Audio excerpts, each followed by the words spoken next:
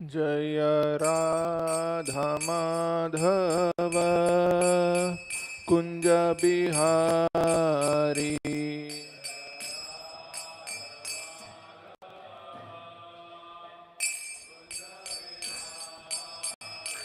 जय राधा माधव कुंज बिहारी।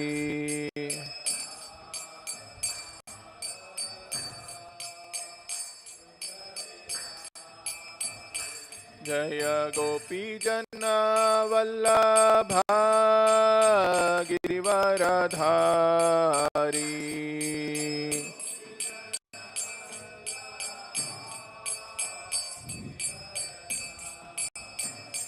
जय गोपी जन वल्लभा गिरिवरधारी।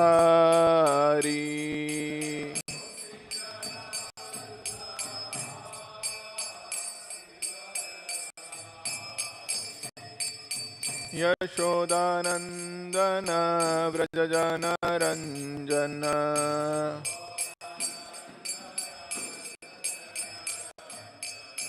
यशोदानंदन व्रज जन रंजन।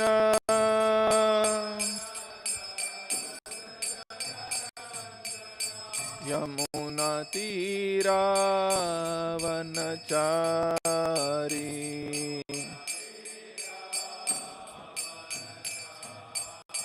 यमुना तीरावनचारी।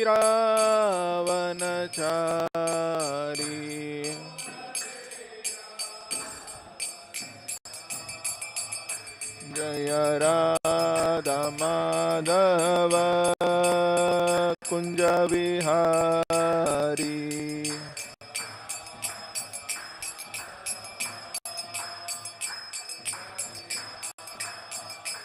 जय गोपी जन वल्लभा गिरिवरधारी।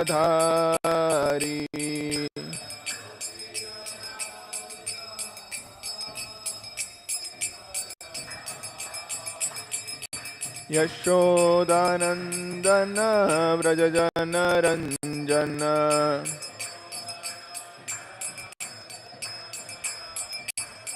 यशोदानंदन व्रज जन रंजन।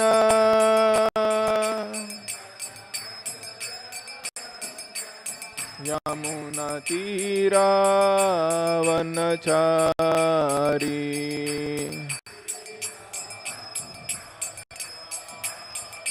जय राधा माधव कुंज बिहारी।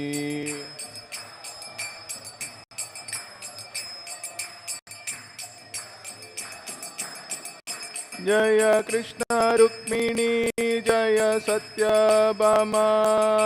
कृष्ण रुक्मिणी जय सत्यभामा।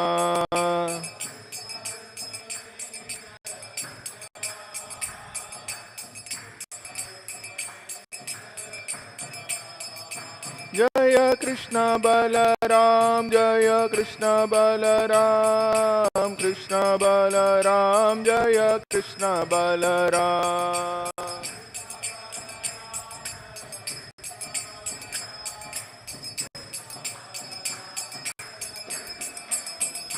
जय निताय गौरंग निताय गौरंग निताय गौरंग। जय निताय गौरंग।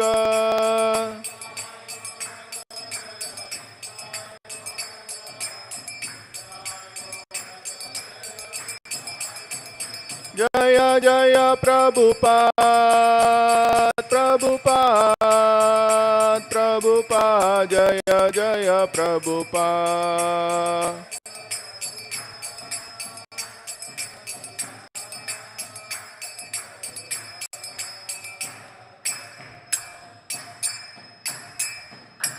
ओम विष्णुपाद परमहंस परिव्राजकाचार्य अष्टोत्र शतश्री श्रीमती डिवाइन ग्रेस अभय चरणारविंद भक्ति वेदांत स्वामी शील प्रभुपाद की।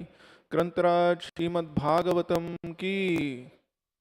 ओम नमो भगवते वासुदेवाय। ॐ नमो भगवते वासुदेवाय। ॐ नमो भगवते वासुदेवाय। नारायणं नमस्कृत्य नरं चैव नरोत्तमं देवीं सरस्वतीं व्यासं ततो जयमुदीरये। नष्टप्रायेषु अभद्रेषु नित्यं भागवत सेवया Bhagwati उत्तमश्लोके भक्तिर्भवति नैष्टिकी। Reading from Srimad-Bhagavatam, second canto, chapter number 2, The Lord in the Heart, text number 31. Tena atmana atmanam upaiti shantam. Tena atmana atmanam upaiti shantam. Anandam anandamaya avasane anandamayo vasane. Etam gatim bhagavatim gato yaha. Etam gatim bhagavatim gato yaha. Sa vai punaha na iha visajjate anga. Savai punarneha visajjate anga. Tenatmanatmanam upaiti shantam. Anandamayo vasane. Etam gatim bhagavatim gato yaha. Savai punarneha visajjatenga. Tenatmanatmanam upaiti shantam. Anandamayo vasane. Etam gatim bhagavatim gato yaha. Savai punarneha visajjatenga.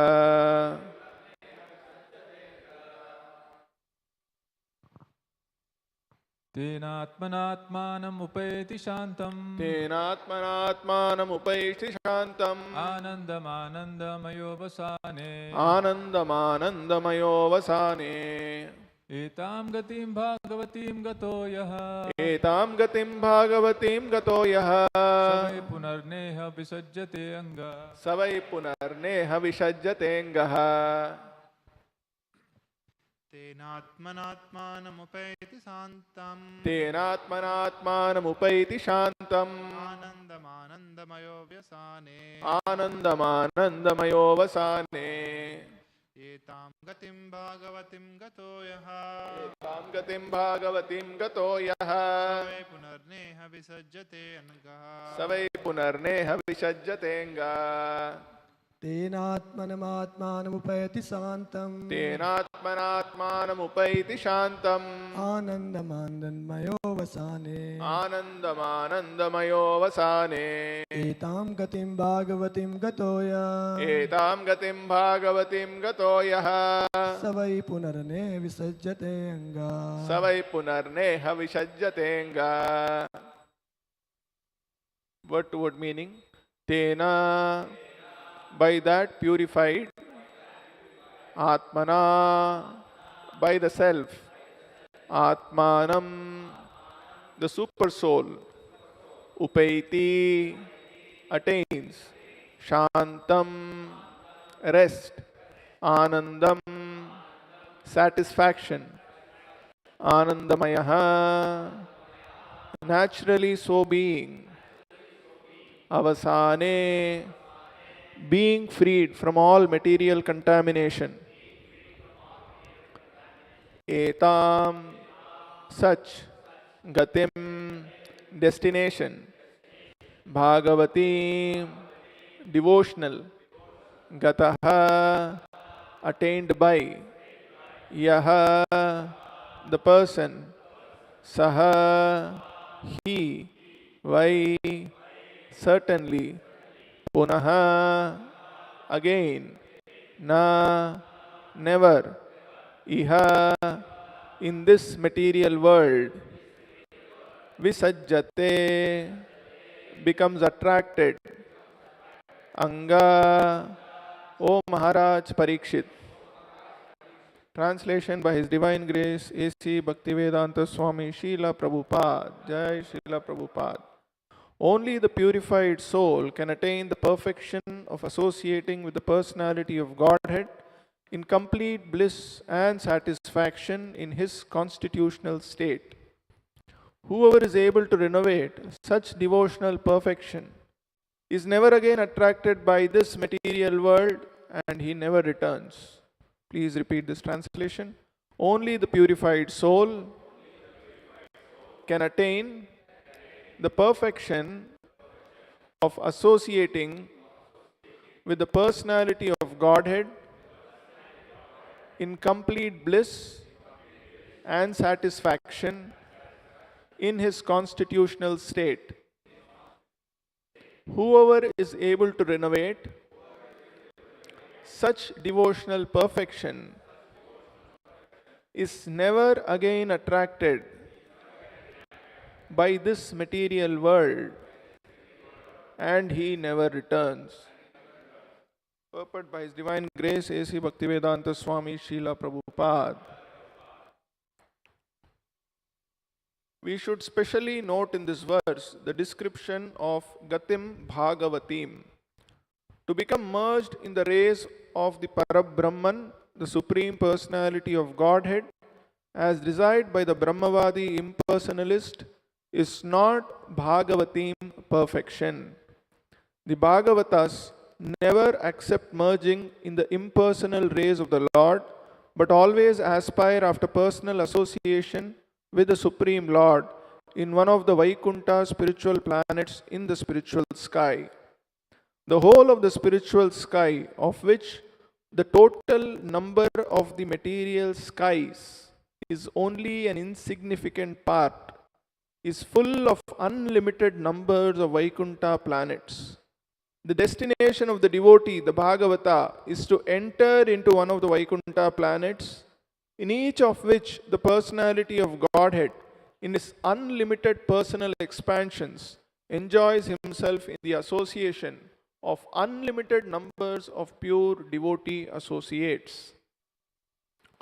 The conditioned souls in the material world, after gaining emancipation by devotional service, are promoted to these planets. But the number of ever liberated souls is far, far greater than the number of conditioned souls in the material world. And the ever liberated souls in the Vaikunta planets never care to visit this miserable material world.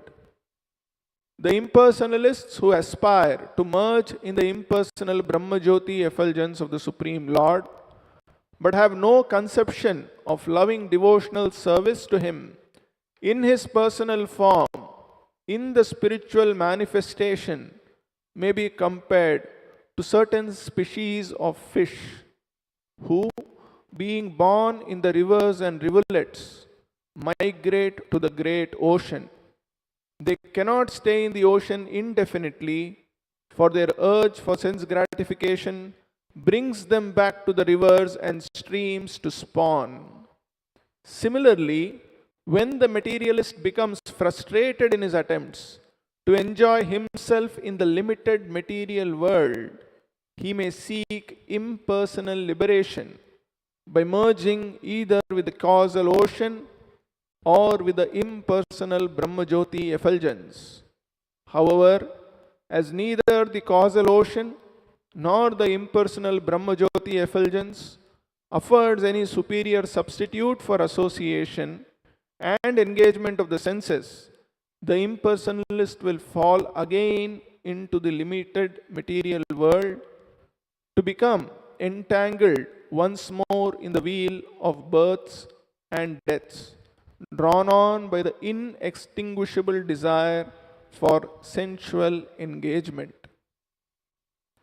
But any devotee who enters the kingdom of God by transcendental engagement of his senses in devotional service, and who associates with the liberated souls and the personality of Godhead there, will never be attracted to the limited surroundings of the material world.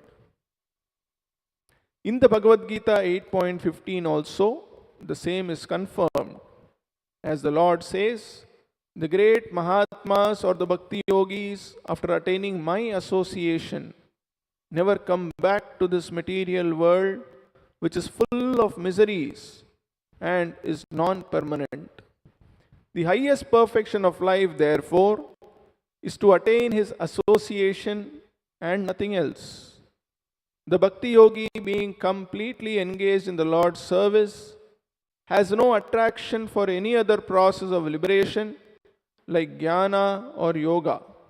A pure devotee is a 100% devotee of the Lord and nothing more. We should further note in this verse the two words Shantam and Anandam, which denote that devotional service of the Lord can really bestow upon the devotee two important benedictions, namely peace and satisfaction. The impersonalist is desirous of becoming one with the Supreme, or in other words, he wants to become the Supreme. This is a myth only. The mystic yogis become encumbered by various mystic powers and so have neither peace nor satisfaction. So, neither the impersonalists nor the yogi can have real peace and satisfaction. But the devotee can become fully peaceful and satisfied because of his association with the complete whole. Therefore, merging in the absolute or attaining some mystic powers has no attraction for the devotee. Attainment of love of Godhead means complete freedom from all other attractions. The conditioned soul has many aspirations, such as becoming a religious man, a rich man, or a first-class enjoyer, or becoming God himself, or becoming powerful like the mystics and acting wonderfully by getting anything or doing anything. But all these aspirations should be rejected by the prospective devotee who actually wants to revive his dormant love of God.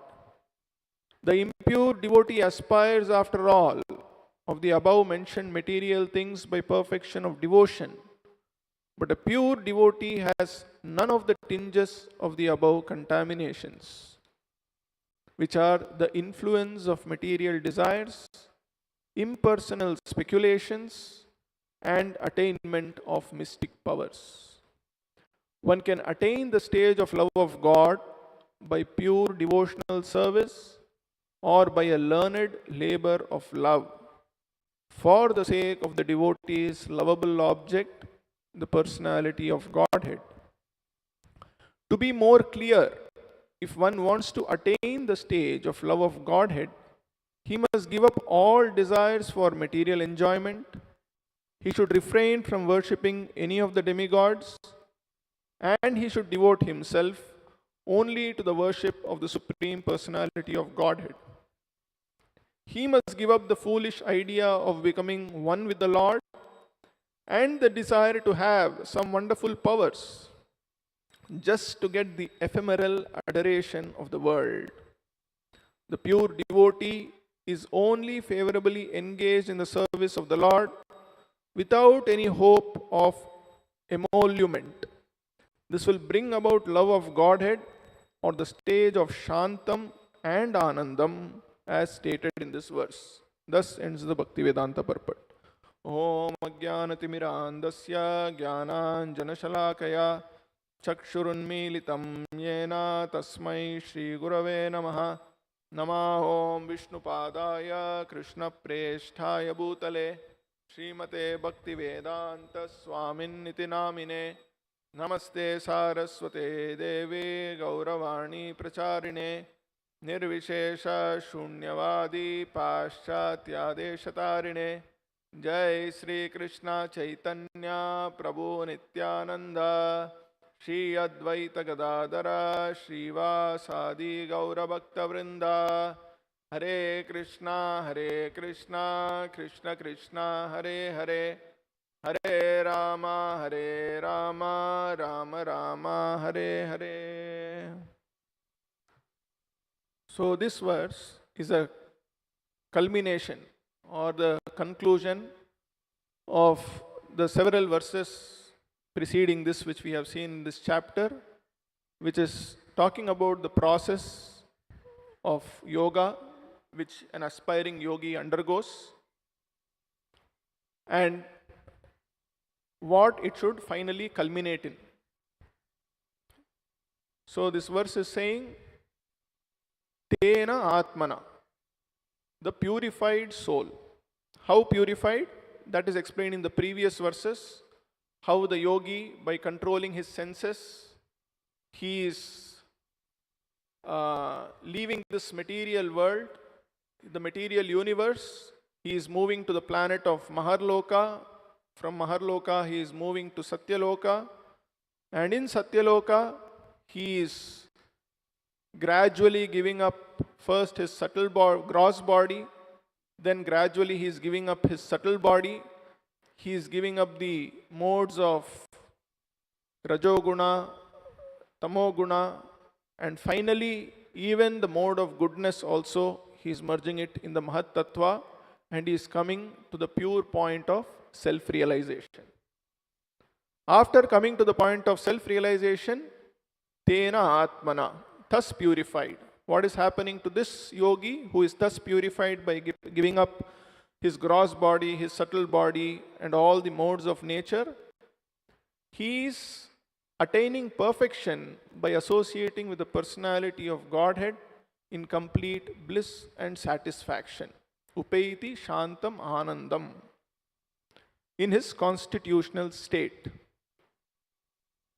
Whoever is able to renovate such devotional perfection is never attracted by this material world and he never returns.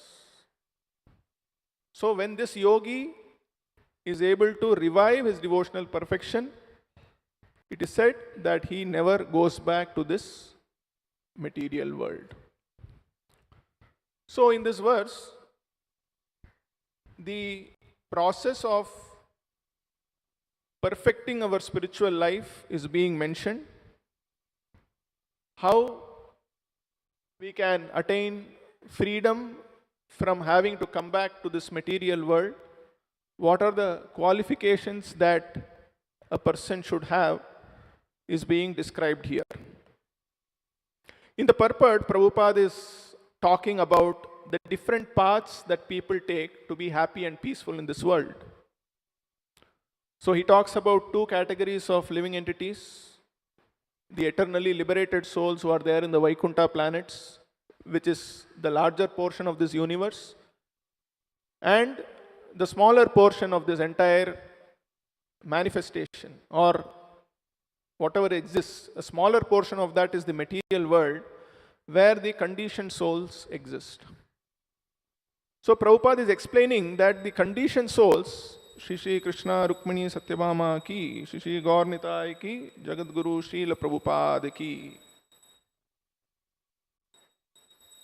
Both in the material world and the spiritual world, all the living entities are endeavoring for this Ananda and Shanti.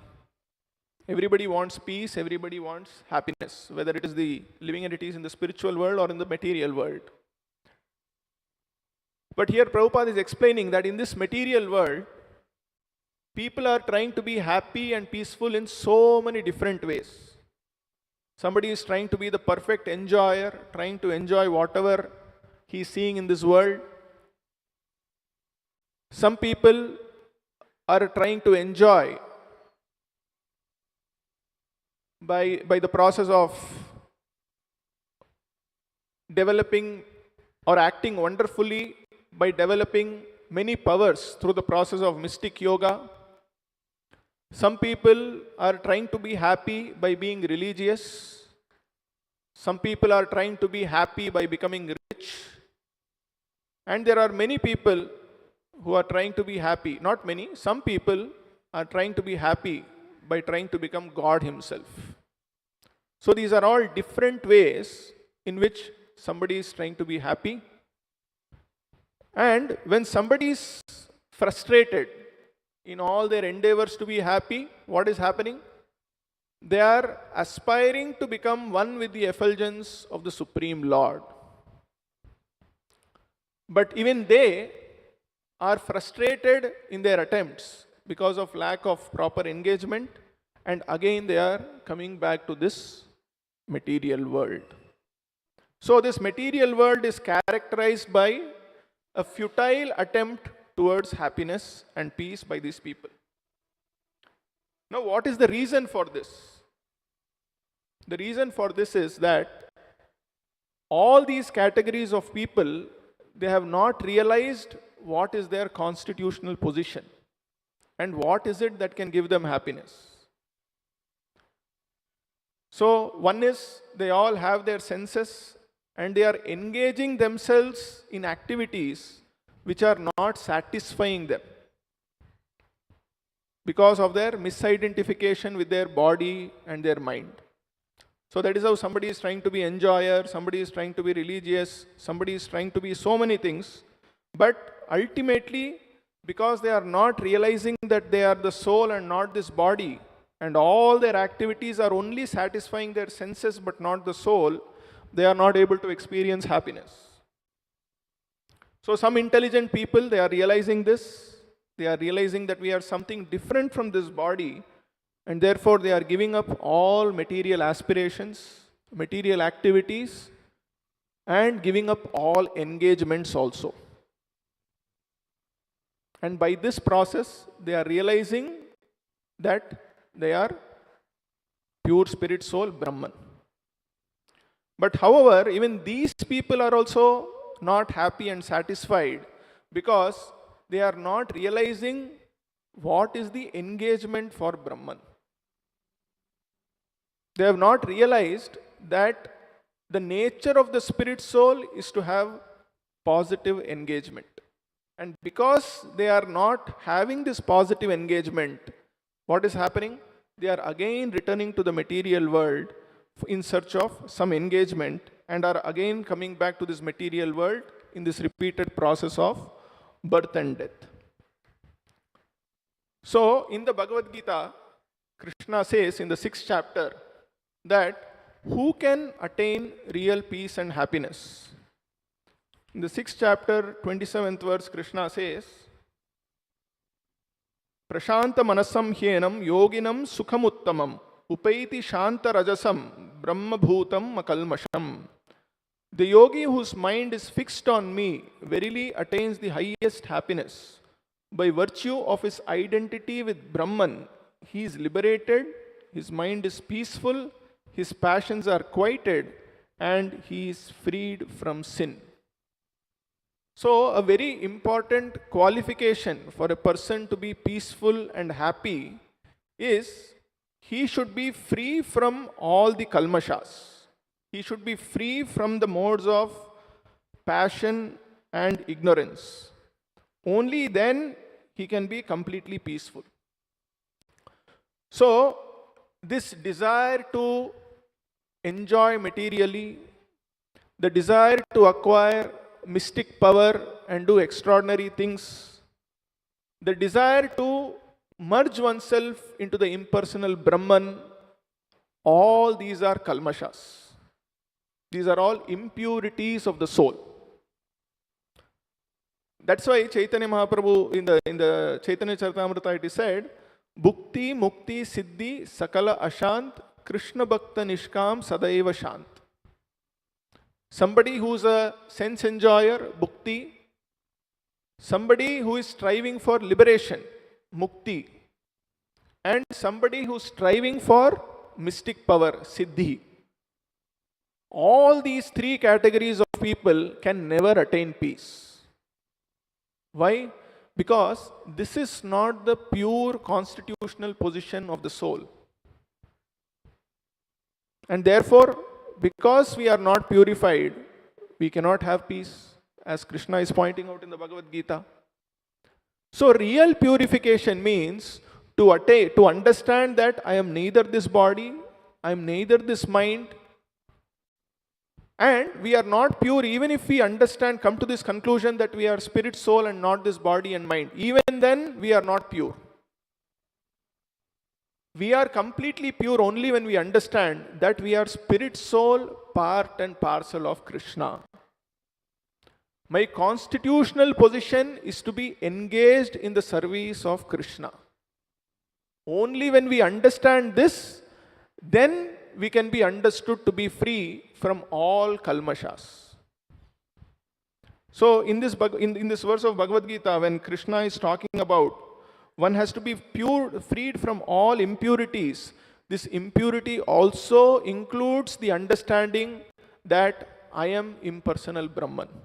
Even that is an impurity which is restricting us from stopping this process of repetition of birth and death.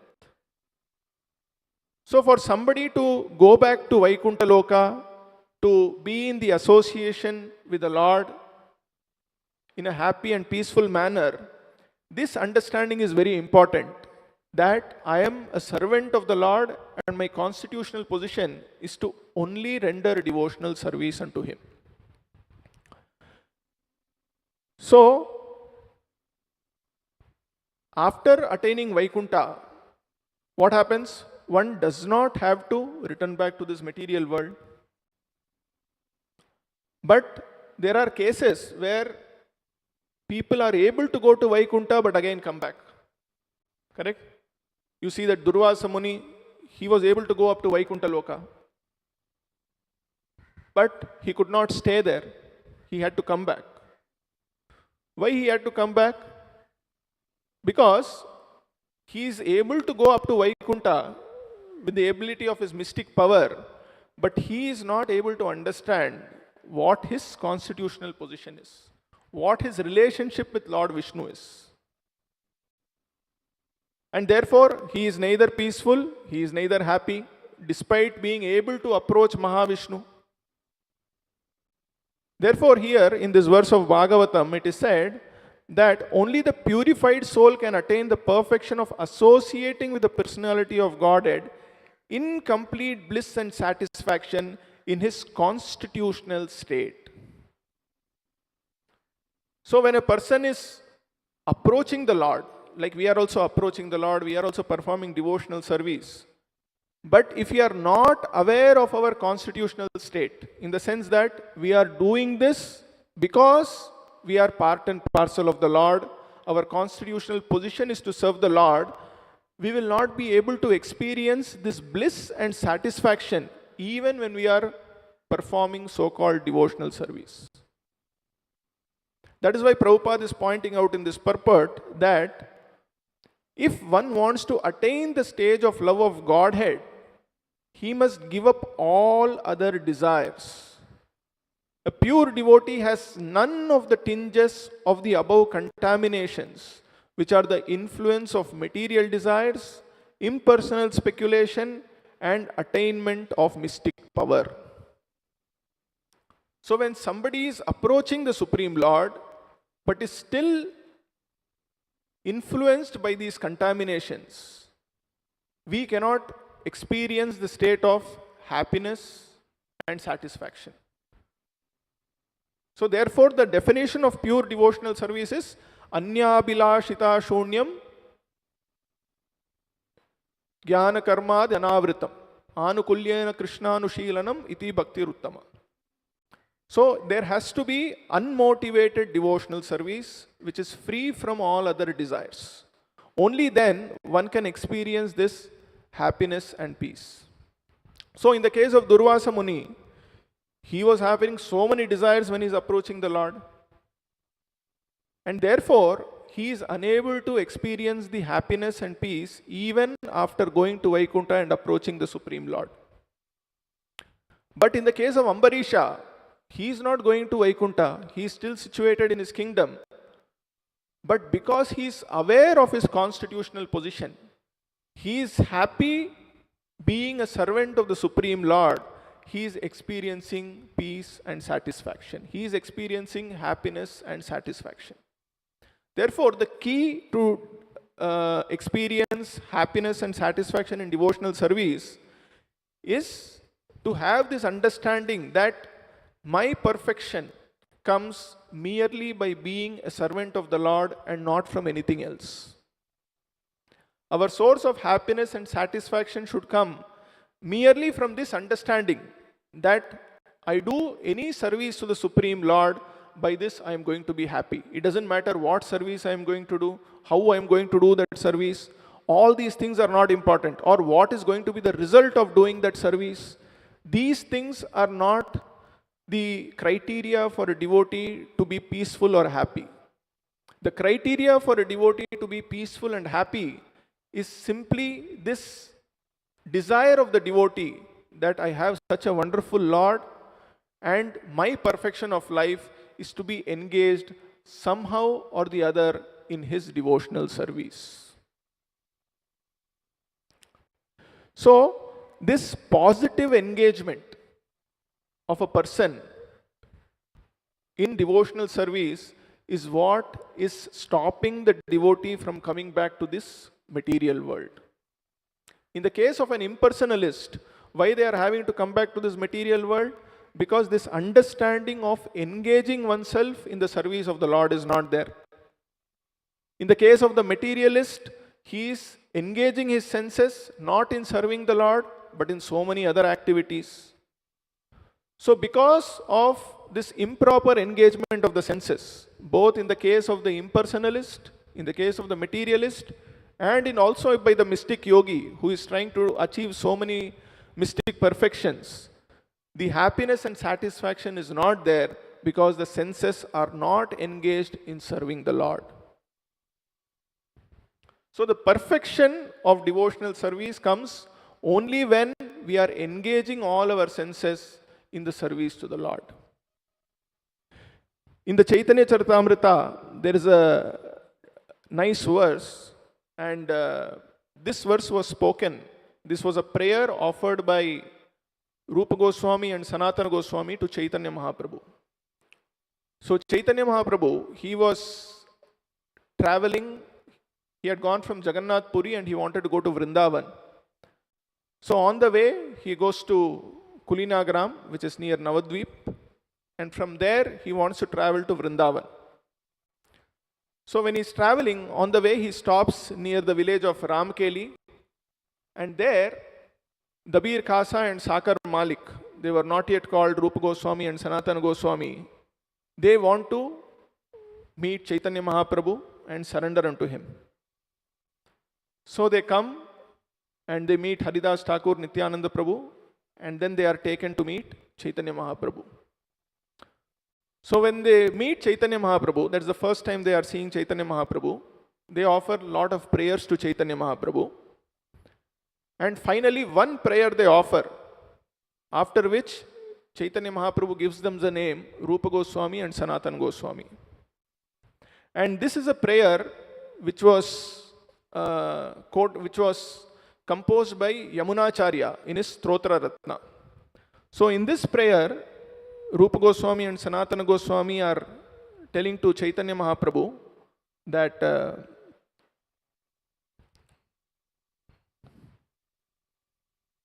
this is the verse. It says, Bhavantam evanucharan nirantaraha prashanta nishesha manoratantaraha kadaham aikantika nitya kinkaraha praharshayishyami sanatha jivitam. This is the prayer which the two brothers are offering to Chaitanya Mahaprabhu. Bhavantam evanucharan nirantaraha prashanta nishesha manoratantaraha kadaham aikantika nitya kinkaraha praharshayishyami sanata jeevitam. So, bhavantam eva anucharan. They are saying, by serving you, by serving the Lord, bhavanta eva anucharan nirantaraha, that is without cessation. By constantly serving you, what are we experiencing? Prashanta nishesha manoratah antaraha. One is freed from all material desires and is completely pacified. Prashanta nishesha manoratantaraha. Kadaham aikantika nitya kinkaraha. Kada aham. Kada means when. Aham means I. Kadaham aikantika nitya kinkaraha. When can I be exclusively your servant with no other engagement? Praharshayishyami sanata jeevitam. And I start feeling joyful. Praharshayishyami, I start feeling joyful that sanata jeevitam, that I have such a fitting master.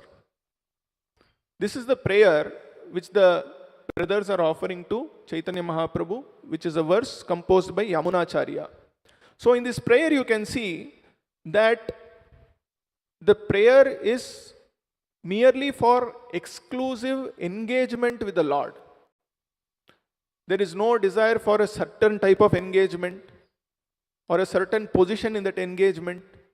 The only prayer which the brothers are offering to the Lord is, we should have no other engagement other than serving you. And in what consciousness? Thinking that we have such a wonderful master. Many times when we do devotional service, we are forgetting for whom we are rendering that service. We think, this is not my service.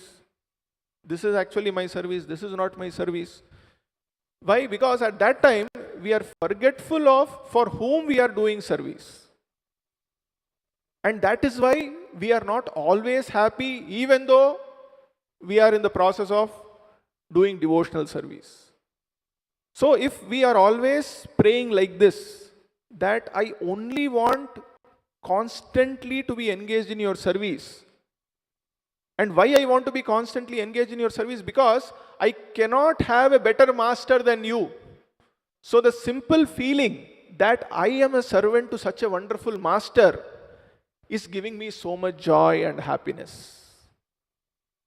So the source of joy and happiness for a devotee is this feeling that I am serving such a wonderful Lord.